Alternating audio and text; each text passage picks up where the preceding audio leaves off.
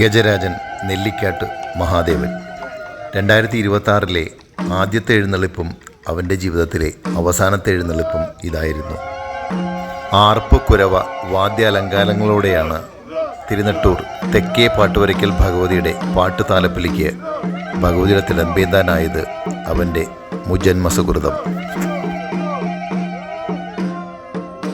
തിരുനെട്ടൂർ മഹാദേവ ക്ഷേത്രത്തിലെ ഉത്സവത്തോടനുബന്ധിച്ച് കഴിഞ്ഞ 5 ദിവസമായി മാറി മാറി വിഷ്ണു മഹേശ്വരന്മാരുടെ തിടമ്പേന്താനുള്ള ഭാഗ്യവും ഇവനുണ്ടായിരുന്നു.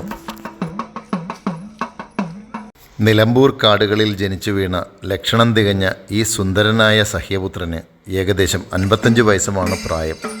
പൂർണ്ണ ആരോഗ്യവാനായി ചിട്ടയോടെ ശാന്തമായി എഴുന്നള്ളിപ്പ് നടത്തിയ ഇവന് ശാരീരിക അസ്വാസ്ഥ്യങ്ങൾ ഒന്നും തന്നെ കണ്ടിരുന്നില്ല. ശനിയാഴ്ച രാവിലെയാണ് ആനയ്ക്ക് അസ്വസ്ഥതകൾ പ്രകടിപ്പിക്കാൻ തുടങ്ങിയതും തീറ്റയെടുക്കാതായതും.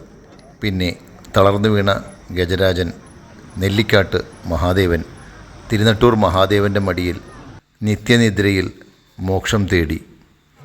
പ്ലാത്തോട്ടം ബാബു എന്ന പൂർവാശ്രമത്തിലെ നെല്ലിക്കാട്ട് മനയിലെ മഹാദേവൻ എന്ന ഗജരാജന് അനന്തകോടി പ്രണാമം.